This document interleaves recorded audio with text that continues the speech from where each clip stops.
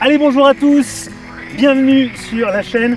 Aujourd'hui, vous voyez, je ne suis pas tout seul, vous entendez autour de moi qu'il y a les grenouilles et il y a aussi Rui, mon ami avec qui vous l'avez compris, eh bien, nous sommes partis pour une nouvelle session herpétologie sur mon petit python. C'est ça. Rui, salut. Salut. Rui, du coup, ça faisait longtemps, ça fait plaisir de te revoir. Bah pareil, ouais, ça faisait un petit moment, ouais. Et tu m'as ramené ici, tu m'as dit, il faut que je te montre un endroit et surtout que je te fasse découvrir qui y vit. Je te laisse nous présenter. Bah je me suis dit, t'aimes les serpents un peu dans les milieux aquatiques. Exactement. T'aimes un peu les piscivores, ceux qui mangent des amphibiens, tout ça. Je me suis dit, bah, je vais te ramener voir la couleuvre à collier. Dis-moi Rui, comment est-ce qu'on reconnaît déjà ce serpent? Bah la couleuvre à collier, on la reconnaît à sa robe grisâtre à marronâtre tachetée de noir. Et surtout, ce qui la caractérise, c'est son collier derrière la nuque. D'où son nom. Voilà, son collier qui est composé de deux croissants qui se rejoignent ou non selon les individus d'un jaunâtre à orangeâtre. Et juste derrière ce collier, il y a deux autres taches noires, triangulaires, caractéristiques. On a l'impression d'un double collier. Et c'est vraiment ce qui caractérise la couleuvre à collier. Elle a également un ventre en damier, noir et blanc. Rui, tu m'as dit que sa caractéristique c'était son collier, d'où son nom vernaculaire. Néanmoins, quand elles sont juvéniles, on peut les confondre avec d'autres serpents. Ouais, on peut la confondre avec les juvéniles de couleuvre verte et jaune qui arborent un petit collier fin, clair derrière la nuque. Mais on les reconnaît, on arrive à les différencier avec la couleuvre à collier parce que la couleuvre verte et jaune, elle a une robe olivâtre, marronâtre, tachetée de vert clair et de jaune. Et elle a un iris beaucoup plus rouge que celui de la couleuvre à collier qui est un peu plus jaunâtre. Donc c'est comme ça qu'on va les différencier. Et on peut aussi la confondre avec la juvénile de couleuvre d'Esculape qui a aussi un espèce de collier clair à l'arrière de la tête. Mais pour reconnaître, pour les différencier des couleuvres à collier, on va regarder plutôt sous l'œil. La couleuvre d'Esculape a une larme sur les écailles supralabiales, les écailles supérieures de la gueule. Voilà, c'est ça. Elle va arborer une petite larme sous l'œil, une seule larme d'une couleur noire, alors que chez la couleuvre à collier, il y a 2-3 larmes sous ce même œil. Donc c'est comme ça qu'on va la caractériser. Mais surtout chez la juvénile de couleuvre d'Esculape, il y a un bandeau derrière l'œil, un bandeau noir, une grosse tache noire qui s'épaissit en partant de l'œil. Et ça, c'est caractéristique des juvéniles de couleuvre d'Esculape. Voilà. Ouais, bien sûr. Donc la confusion n'est pas possible si on a ces clés de détermination. Là, on parle des juvéniles. J'ai aussi envie de te parler d'une troisième couleuvre qu'on peut trouver en France. C'est la couleuvre vipérine. Alors, cette fois-ci, on ne va pas forcément les confondre au stade juvénile. C'est quoi les différences globalement que tu trouves entre la collier et la couleuvre vipérine? Bah, effectivement, quand on va dans un endroit un peu près des plans d'eau, tout ça, on s'attend à trouver soit des couleuvres à collier, soit des couleuvres vipérines selon où on habite, selon le type d'habitat. Et du coup, on peut faire la confusion en voyant un serpent nager. Pour les différencier, c'est simple, la couleuvre vipérine n'a rien à voir avec la couleuvre à collier. Elle possède des zigzags tout le long du corps. Elle a une morphologie plus proche du Nérodia aussi. Elle a une tête beaucoup plus caractéristique. Et, elle est plus trapue aussi. Ouais. Et c'est pour ça qu'on l'appelle couleuvre vipérine, c'est à cause de ses zigzags. Mais pour la différencier d'une vipère, elle a des taches claires de chaque côté des zigzags. Comme ça, on ne fait pas la confusion.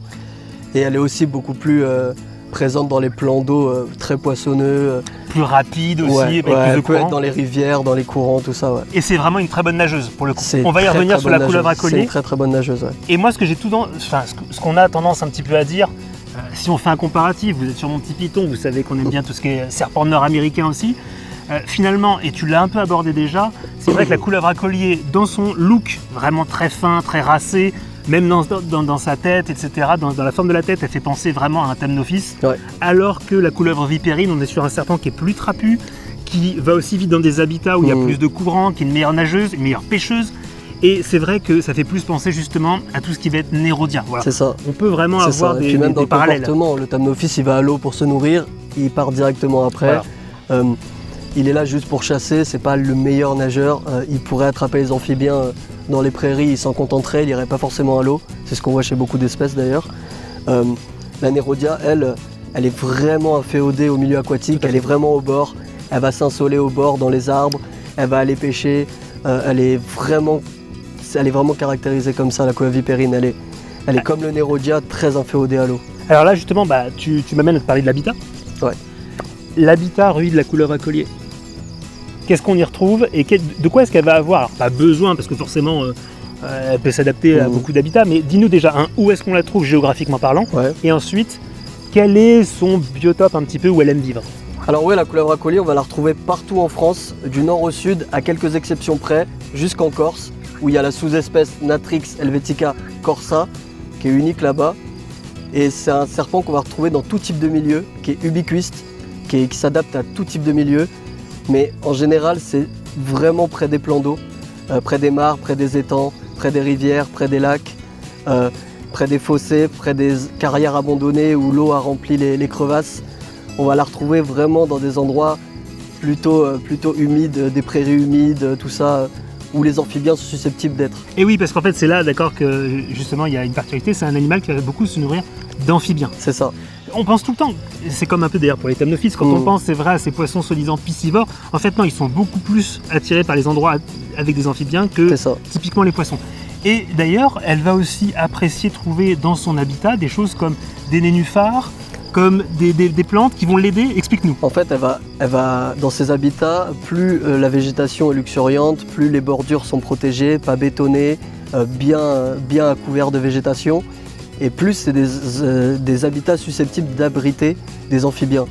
Et donc la couleuvre à collier va s'y retrouver parfaitement dans ce type d'habitat, à pouvoir se camoufler grâce aux buissons, se protéger, à pouvoir chasser à l'affût avec la végétation aquatique. Tout ça, c'est aussi des indicateurs que la... C'est des plus en fait pour elle. C'est des indicateurs de bon état du plan d'eau. Quand il y a des plantes, quand rien n'a été abîmé, quand tout est encore bien préservé. Et ici, typiquement, c'est le cas. On a des nénuphars, on a des plantes qui sont on a des berges. Lui servir sans doute d'appui, non, j'imagine un peu aussi. Ouais, carrément. C'est pas la meilleure nageuse. Du coup, elle va avoir besoin de prendre appui, de se reposer, de se thermoréguler. Du coup, tous ces supports-là vont l'aider, effectivement. Et puis, rien qu'à se camoufler, se préserver des prédateurs, les hérons, les chats, ou tout autre type de prédateur. Ça peut se faire bouffer par des hérissons, tu vois. Donc, c'est important qu'elle puisse vraiment trouver refuge dans des buissons, dans de la végétation aquatique, de berges comme au fond de l'eau. C'est important tout ça. Rui, du coup, ça m'amène à te parler du comportement. Qu'est-ce que tu as à me dire là-dessus? Déjà, pour savoir s'il y a de la couleuvre à collier, avant même de parler de comportement, il va falloir être plutôt discret, comme souvent avec les reptiles. Il va falloir s'approcher de l'eau, regarder les berges, là où elles s'insolent, là où elles chassent. Il va falloir regarder attentivement l'eau, sachant que c'est des animaux plutôt peureux, donc ils vont souvent plonger en nous voyant, ils vont fuir en nageant. Donc il faut... Ce qui est caractéristique chez elle, pour vraiment la reconnaître quand on la voit un peu de loin, tout ça, c'est qu'on va juste voir une tête nager. On va voir une petite silhouette à la surface, juste une toute petite tête, et on va pas voir le corps. C'est comme un périscope sur un sous-marin. Elle se dresse comme un périscope pour prendre l'information, pour nous voir, nous fuir.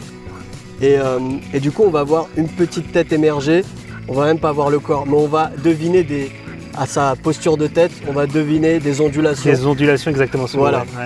Et du coup, c'est comme ça qu'on peut reconnaître qu'il y a une couleuvre en train de nager. Ça peut être de la couleuvre vipérine comme de la couleuvre à collier. Et ensuite, au niveau du comportement, elle va être plutôt près des berges, des buissons. Elle va aller à l'eau que pour chasser véritablement. Donc il faut avoir la chance de la voir en train de nager, tout ça. Mais c'est un animal qui peut plonger à tout moment s'il a peur. Il a une bonne apnée, il peut tenir plusieurs dizaines de minutes sous l'eau. Donc il faut être patient, il faut s'armer de patience pour les observer. Ensuite, au niveau du comportement, comme je l'ai dit, c'est un serpent qui cherche toujours à fuir. Et si on le prend en main, il n'y a aucun danger. Tout ce qu'elle va faire, sa seule défense à cette couleuvre, c'est de lâcher un liquide cloacal nauséabond. Le fameux musc. Le fameux musc, d'une odeur de poisson pourri infâme qui reste bien sur les mains. Et c'est une odeur très caractéristique, tout le monde la connaît chez ce serpent. Et oui, puis comme chez beaucoup de colibridés en fait. Ouais, exactement. Elle l'a encore plus développée parce que si ça suffit pas, elle va feindre la mort.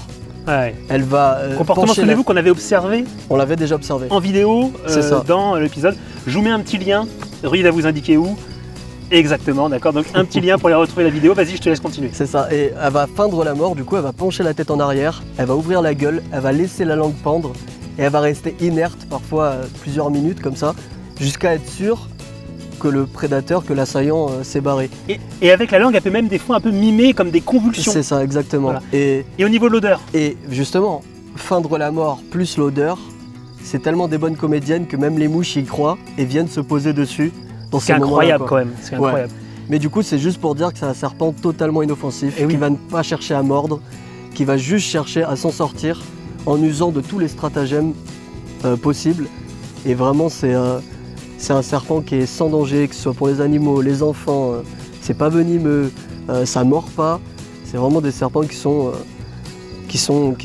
à préserver, qui sont comme tous les autres d'ailleurs, hein, mais ils sont sans danger, quoi. Et donc on le rappelle, si jamais vous croisez la couleuvre à collier, si jamais vous avez dans votre jardin ou alors que vous venez comme ça près d'un plan d'eau et que vous tombez sur une couleuvre à collier, et ça sert à rien justement d'en avoir peur par rapport à tout ce que tu viens de dire, laissez-la tranquille, son premier réflexe c'est qu'elle va fuir. Nous, à titre d'exemple, depuis qu'on est arrivé ici près de la mare, on en a croisé quand même une bonne vingtaine. Et elles ont toutes cherché à fuir, sans exception, toutes. 100% des couleuvres. Toutes. On en a eu 3-4 qui ont commencé à feindre la mort, si jamais, quand on a commencé à les prendre en main. Et 0 ont mordu, 0. Ouais. Donc, on est vraiment sur un serpent qui est inoffensif, encore une fois. Carrément. Et donc, ça sert à rien de vouloir s'en prendre à lui, d'accord, puisque lui ne vous fera aucun mal. Rui, on va parler chasse, parce que si jamais la couleuvre à collier s'en prend pas à nous, elle a évidemment, elle peut s'en prendre à d'autres types d'individus. Et donc, dis-nous tout là-dessus. Les couleuvres à collier, si on arrive à m'entendre avec toutes ces grenouilles qui sont du coup son plat principal, la couleuvre à collier, elle va se nourrir principalement d'amphibiens, qui sont les plus faciles à chasser pour elle. C'est là qu'elle est le plus adaptée. Donc les grenouilles, les crapauds, les tritons, pas les salamandres parce qu'elles sont beaucoup trop toxiques, mais ainsi que leurs larves, hein, elle va se nourrir des larves de ces amphibiens.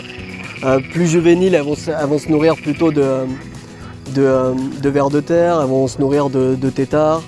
Mais le comportement qu'on observe chez la couleuvre à collier, son comportement de chasse, c'est de nager, prendre l'info en périscope. Une fois qu'elle a repéré sa proie, elle va s'avancer vers lui, plutôt furtivement ou rapidement si elle est stimulée, comme le Thamnophis d'ailleurs. Et elle va le saisir, et une fois qu'elle l'a saisi, il n'y a pas de constriction chez ces animaux-là. Elle va le saisir de la partie qu'elle veut, la cuisse, la tête, le ventre. Elle va juste la gripper et essayer de regagner la berge le plus rapidement possible pour être à même de le maîtriser et de l'ingérer facilement parce que dans l'eau, c'est beaucoup plus compliqué. D'ailleurs, on a eu la chance ici d'assister à une scène de chasse. Ouais. Ça a commencé en fait, moi j'ai vu du coup donc la couleuvre qui justement était en train de nager en surface. On va vous mettre d'accord les images un petit peu pendant ce temps-là. Elle a plongé et ensuite elle est ressortie, on l'a vu un tout petit peu plus loin avec quelque chose dans la gueule. Et à ce moment-là il s'est passé un truc extraordinaire, c'est qu'elle est venue vers toi. Je te laisse nous raconter la suite. Ouais, quand tu m'as dit que tu avais vu un spécimen en train de chasser, j'ai été me positionner vers cette berge-là. Puisqu'encore une fois, elle va revenir vers la berge pour... Et quand je l'ai observée, elle était sous l'eau. Elle était en train de se battre avec le triton, elle essayait de le maîtriser. Et c'est un triton marbré donc. Elle essayait de le maîtriser et elle faisait des roulés-boulés dans l'eau, tout ça. Elle ne me voyait pas vu qu'elle était sous l'eau. Et à un moment, elle s'est dit, je vais regagner la berge pour que le combat soit plus simple. Et à ce moment-là, elle ne m'avait pas vu puisque je ne bougeais pas. Elle venait d'arriver sur la berge et j'ai pu prendre ces fameuses images. Hop les amis, je mets la vidéo 2 secondes en pause. Et bien oui, parce que en fait au montage, je me suis dit il y a 2 possibilités. C'est soit je coupe cette scène de chasse, soit je vous en fais profiter. J'ai décidé de vous en faire profiter. Et d'ailleurs, je la relance à l'instant. Oui, tout simplement parce que c'est pas tous les jours qu'on peut assister à ce genre de scène. Alors vous voyez que là où c'est assez incroyable, c'est que notre couleuvre a donc rejoint la berge, comme l'a dit Rui. Elle est venue en fait se poser encore une fois à 20 cm de ses pieds. Et il a donc pu filmer des images de très près de l'ingestion du coup d'une femelle triton marbré que vous voyez essayer un petit peu de se défendre même si elle n'a pas de dents. Et une femelle qui était pleine en plus, donc bon voilà, et par du coup cette couleuvre à collier.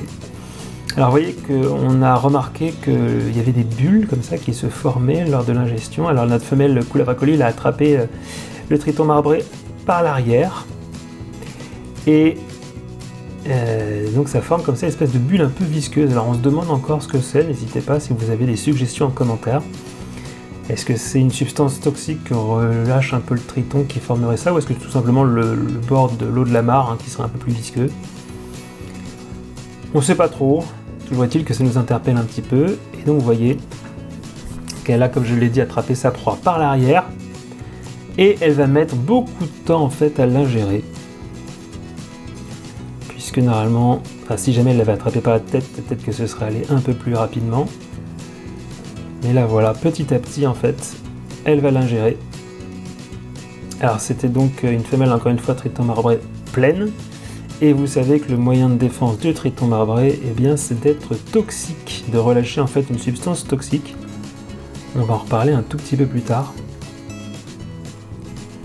Et vous voyez que ça y est, la tête commence à se rapprocher. Et vous avez vraiment, encore une fois, d'accord, cette viscosité là que vous voyez au niveau de la gueule, entre la salive, probablement la couleuvre, et peut-être du coup une autre substance, allez savoir. Et donc après plusieurs minutes de combat dans l'eau et l'avoir ramené sur la berge, et bien finalement vous pouvez constater que l'ingestion finit par se faire entièrement. Et à ce moment-là va commencer une autre phase en fait qui va beaucoup nous intéresser, qui a un lien avec cette fameuse toxicité de ce type de proie dont je parlais à l'instant. Puisque si vous regardez bien, notre couleuvre donc ingère le triton marbré entièrement, mais pour l'instant ne l'a pas encore envoyé vers son estomac, d'accord. On voit bien lorsque Rui justement comme ça dézoome que le triton marbré est encore proche, enfin il est encore en fait dans sa gorge, hein. Elle vient simplement de l'engamer, mais elle ne l'a pas encore propulsé vers son estomac, et là arrive la séquence qui nous intéresse, puisque notre couleuvre va sembler comme un peu groggy. Regardez bien sur la berge, elle se met comme ça sur le côté, on voit bien que le triton n'est pas encore pleinement ingéré, et elle va être comme ça, comme un petit peu groggy, KO. Vous voyez ? Et on pense évidemment que c'est dû au relâché de toxines par le triton marbré. Les couleuvres sont des prédateurs qui sont adaptés pour manger ce type de proie. Mais vous voyez que pour autant, c'est pas quelque chose qui les rend anodines du tout. Et que là, notre couleuvre, elle est un peu KO debout, quoi. Hein. Alors, est-ce qu'elle est endolorie? Est-ce qu'elle est un peu comme anesthésiée? Quel effet ça fait chez elle? Dur de savoir, mais en tout cas, on sent bien qu'il se passe quelque chose, puisque sa proie est encore, on voit bien la forme dans la gorge, encore, voilà, et qu'elle a du mal à s'en remettre de cette ingestion. On sent bien que c'est quelque chose de difficile. Et c'est vrai que c'est un moment à capturer, ça qui était absolument incroyable. Ce qui est dingue, c'est qu'à ce moment-là, en fait, elle se rend toujours pas compte de la présence de Rui. Hein. Elle est complètement KO sur la berge. Et elle va avoir besoin, vous voyez, comme ça, de longues secondes, voire minutes, un petit peu pour se remettre.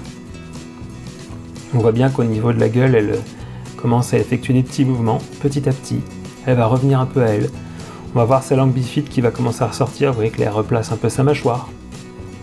Mais on voit bien que c'est une proie qui est loin d'être anodine. Voilà, ça y est, elle commence à ressortir un peu la langue. Elle a des signes comme ça qui montrent que petit à petit, en fait, elle commence à recouvrer un peu ses esprits, mais que c'est quelque chose, mine de rien, c'est clairement pas une proie anodine, d'accord, qu'elle a dû ingérer. Donc encore une fois, ils ont beau être adaptés, alors que, un petit problème de focus, ils ont beau être adaptés, en fait, ces serpents, justement, à ce genre de proie, c'est pas pour autant que, vous voyez, les consommer est une chose aussi simple que cela. Et là, on constate, si vous observez bien la couleuvre, qu'elle va commencer tout juste à la basculer vers son estomac, grâce à ses muscles. Mais encore une fois, c'est un processus qui, sur une proie normale, on va dire non toxique, aurait sans doute été beaucoup plus rapide que ça. Et là, voilà, petit à petit, elle va donc envoyer la proie vers l'estomac. Et c'est dingue ce moment où elle a été comme ça, comme un petit peu paralysée presque. Hein. Et donc je voulais à tout prix vous montrer ça en vidéo parce que je trouve que c'est quelque chose quand même de très intéressant. Et vous voyez, regardez là, on voit bien que ça y est, le processus d'ingestion avance. Et à ce moment-là, Rui va chercher à se replacer un petit peu et c'est là qu'elle va prendre conscience qu'il est là. Et le résultat va être la fuite immédiate, regardez, hop là, voilà. Dès qu'elle a conscience que Rui est là, elle s'en va, mais ce qui prouve bien que jusqu'ici, en fait, ce n'était pas le cas. Voilà, écoutez, j'espère que ce petit commentaire vous a plu, nous, ça nous a drôlement intéressé de voir ça. On repart avec la vidéo. Rui, maintenant on va parler un peu dimorphisme sexuel. Alors je rappelle un petit peu, hein.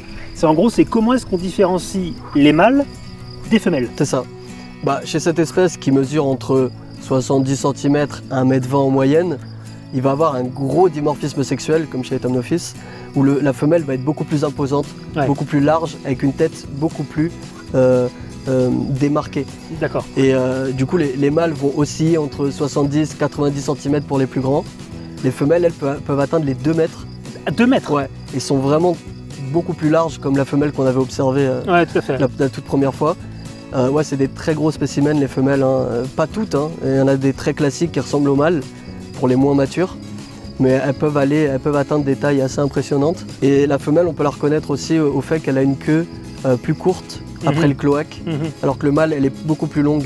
C'est des dimorphismes sexuels qui marchent pour à peu près toutes les couleurs. Bien sûr, bien sûr. Tu m'as ramené encore une fois sur un plan d'eau bien précis. Ici, on se rend compte que tous les spécimens qu'on contacte sont des spécimens plutôt petits.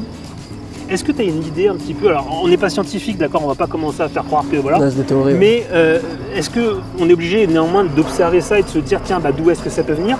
T'as une idée de ce truc-là? Ça, on pourrait l'expliquer par le fait qu'ici on soit dans une zone pavillonnaire avec une mare en son centre. Du coup, c'est pas l'endroit le plus riche en cachette pour les couleuvres. C'est un endroit même plus riche en prédateurs. Du coup, les oiseaux vont plus facilement les voir. Tous les prédateurs, les mustélidés, tous ces prédateurs-là vont plus facilement voir plus le spécimen est gros, forcément, plus il est repérable. Quoi. Exactement. Ouais. Donc c'est pour ça aussi qu'on a des spécimens plus petits ici. Les chats aussi, dans les endroits près d'habitation, les chats domestiques font un ravage chez ces serpents. Et j'allais t'en parler. Tous les animaux d'ailleurs. Ouais. Et du coup, ça pourrait expliquer pourquoi il n'y en a pas des gros spécimens. Peut-être qu'ils sont tués avant d'atteindre ces tailles impressionnantes, ou peut-être que c'est génétique et que maintenant elles font à peu près tout ce gabarit-là pour justement survivre. Il y a aussi les habitations à côté, donc forcément des fois les animaux vont s'aventurer dans les jardins. Ouais, s'abriter là-bas. Ouais. Vont se mettre sous les tôles, les tas de bois, les bâches, et au moment où la personne va les découvrir, quand les gens ne connaissent pas, ils vont en général tuer le serpent. Ouais, hélas. Donc effectivement, ça peut expliquer pourquoi ici il y a des spécimens plutôt de taille classique et pas des monstres comme on a pu voir, quoi. Rui, tu as commencé à en parler, les chats, tu as commencé à parler, d'accord, justement du fait qu'on était en zone pavillonnaire ici. J'aimerais aussi que tu nous parles des poissons, parce qu'en fait, la couleuvre à collier, on a parlé, d'accord, de ce qu'il lui fallait comme habitat, et maintenant j'aimerais qu'on parle de ce qu'il ne lui faut pas dans son habitat, dans l'idéal, tu vois. Dis-moi tout. Dans l'idéal, vu qu'elle se nourrit principalement d'amphibiens, c'est pas la meilleure nageuse, c'est vrai que face à un poisson, elle est un peu... elle est pas plus adaptée que ça, quoi. La couleuvre vipérine, elle est beaucoup plus à l'aise. Du coup, effectivement, quand on introduit des poissons dans les mares, en pensant lutter contre les moustiques, au final, c'est tout le contraire qui se passe. Les poissons vont se nourrir des amphibiens, de leurs larves, des insectes et de leurs larves, de tout cet écosystème. Parce qu'on va rappeler, juste je te coupe, mais on va rappeler qu'en fait une larve de moustique c'est tout petit. C'est minuscule. Et que pour un poisson en fait il faut en ingérer des quantités incroyables. Alors qu'au final une larve de libellule, d'accord, plein de choses comme ça va être beaucoup plus attirante. Si tu veux, tu perds au change au final, parce que les larves d'amphibiens comme les larves d'insectes, comme les adultes d'insectes vont se nourrir de centaines de larves par jour de moustiques. Pour les plus petits spécimens, des centaines, hein, donc imagine. Et c'est un travail qu'ils vont faire à la fois dans les airs, les libellules, les chauves-souris, les oiseaux, à la fois sous l'eau avec leurs larves de libellules, de ditiques, de notonectes, d'amphibiens. Tout cet équilibre-là va beaucoup plus lutter contre le moustique que les poissons. Et bien sûr. Les poissons, ils vont faire disparaître les prédateurs du moustique. C'est ça. Donc à la fin, on a une mare homogène avec quelques espèces résistantes, rien de plus. Et potentiellement une invasion de moustiques. Et oui, c'est-à-dire qu'en fait vous mettez les poissons pour penser lutter contre les moustiques et au final vous favorisez, ce faisant, d'accord, leur expansion. Et bien écoute Rui, je sais pas si jamais, moi j'ai l'impression qu'on a plutôt fait le tour. Ouais, plutôt, on a bien résumé les choses. Il me reste plus que quelques petites choses à dire. Déjà c'est remercier la mairie de Saint-Aubin de Médoc, voilà, qui nous a autorisé à venir filmer justement sur le territoire de la commune, d'accord, et filmer la marque qui est derrière et réaliser un petit peu tout ce qu'on voulait. Un grand merci à eux pour nous avoir laissé cette liberté, un grand merci aussi aux habitants, d'accord, du coin pour justement nous avoir tolérés sur plusieurs jours. Exactement. Carrément, Et Rui, j'aimerais te poser une question pour conclure, parce que figure-toi que lors de notre premier épisode qu'on a fait ensemble, eh bien, il y a beaucoup de gens qui m'ont dit, qu'on a fait des réactions, ah c'est super, et quand est-ce que vous nous présentez la vipère? Et bien la prochaine fois, je t'emmène au vipère. C'est ce que j'allais te La demander. prochaine fois, je te fais rencontrer la sous-espèce Zinnikeri ici. Et on va aller au vipère. Carrément, très je bien. t'y emmène. Et bien du coup, ça veut dire qu'on se retrouve très bientôt sur la chaîne avec Rui pour parler justement vipères, aller les observer. Et puis écoute, moi je te remercie. Bah, c'est moi qui te remercie. Encore aussi. un plaisir. Ça fait toujours plaisir de partager, de sensibiliser les gens. Exactement, et surtout voilà, les couleuvres à collier, d'accord, si vous les croisez, eh bien respectez-les et laissez-les vivre leur petite vie. Et nous, on se retrouve très très bientôt sur la chaîne. Merci de votre fidélité, à très bientôt. Ciao à tous, bye bye. Bye bye.